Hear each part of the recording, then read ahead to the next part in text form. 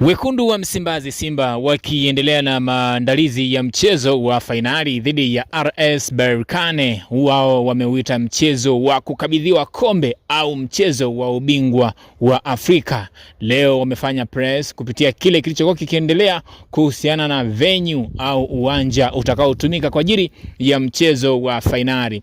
Ikumbuke kabla ya Simba kutangaza uwanja utakaotumika katika mchezo wa fainali, RS Berkane kabla ya tarehe 17 walitangaza uwanja wa mchezo utakaotumika tarehe 25 ambao waliutangaza kama uwanja wa Amani Complex kuwa ni uwanja wao utakaotumika katika mchezo wa tarehe 25 wakiwa ugenini katika mchezo wa fainali ya kombe la shirikisho. Kabla ya mchezo wao wa nyumbani uliochezwa tarehe 17, tarehe 16 RS Berkane waliweka wazi mchezo wa tarehe 25 utatumika katika uwanja wa New Amani Complex. Yote haya yaliwekwa katika ukurasa wao wa mitandao ya kijamii, ukiwemo ukurasa wa Facebook na Instagram, ambapo waliweka wazi kuwa tayari wameshalipia moja ya hoteli visiwani Zanzibar kwa ajili ya mchezo wa tarehe 25. Maswali yaliibuka. Taarifa ya kafu na taarifa ya RS Berkane kuhusiana na uwanja wa Benjamin William Mkapa vilikuja kwa pamoja. RS Berkane walitangaza kutumia uwanja wa New Aman Complex.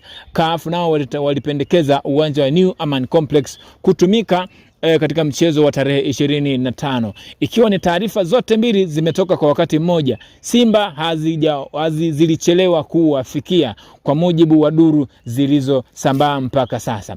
Wengi wanadai kwamba huenda mpango wa kubadilisha uwanja wa Benjamin William Mkapa kutumika katika mchezo wa fainali zilishirikisha baadhi ya viongozi wa klabu ya RS Berkane. Makamu wa rais wa kwanza wa CAF ni mmoja kati ya viongozi kutoka klabu ya RS Berkane.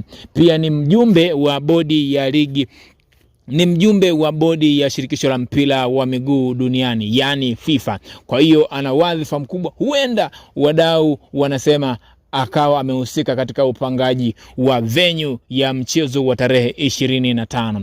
Barua ya Simba ilikuwa ikisubiriwa sana, ambapo baada ya msemaji kuulizwa kuhusiana na kile kinachoendelea kuhusiana na kutumika kwa uwanja wa Benjamin William Mkapa kwenye mchezo wa tarehe 27, tarehe 16, msemaji Ahmed Ali alisema focus yao ya kwanza ni mchezo wa tarehe 17, lakini focus yao ya pili itakuja ni mchezo wa tarehe 25. Kwa hiyo taarifa za mchezo wa tarehe 25 zitatoka baada ya mchezo wa tarehe 17. Hii leo msemaji wa klabu ya Simba yuko live akifanya press na waandishi wa habari kuhusiana na taarifa au na maandalizi ya mchezo wa tarehe 25, ambapo kabla ya press hii leo Simba iliweka wazi barua kwamba jitihada za kuomba kubadilishiwa uwanja wa New Aman Complex na kutumia uwanja wa Benjamin William Mkapa kama uwanja wa nyumbani zimeshindikana.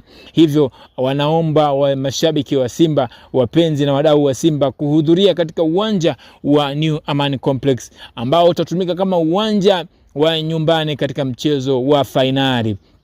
Amesema katika tiketi zilizokatwa zilizopangwa kutumika katika uwanja wa Benjamin William Mkapa katika mchezo wa fainali zitunzwe, kila aliyekata tiketi aitunze ili aitumie katika Simba Day kwa ajili ya msimu ujao. Hivyo tiketi yoyote, kwa yoyote aliyekata tiketi anatakiwa kuitunza tiketi yake aitumie katika mchezo wa Simba Day. Yote yanayoendelea wana Simba wanatakiwa kuachana nayo. Focus kubwa ni ubingwa wa Afrika. Patrick Motsepe akiwa kama ni mwenyekiti na rais wa CAF barani Afrika atakuwepo katika ukabidhi wa kombe la shirikisho kwa timu itakayofanikiwa kuchukua kombe la shirikisho barani Afrika. RS Berkane wapo mbele kwa magoli 2-0. Simba wako nyuma kwa magoli 2.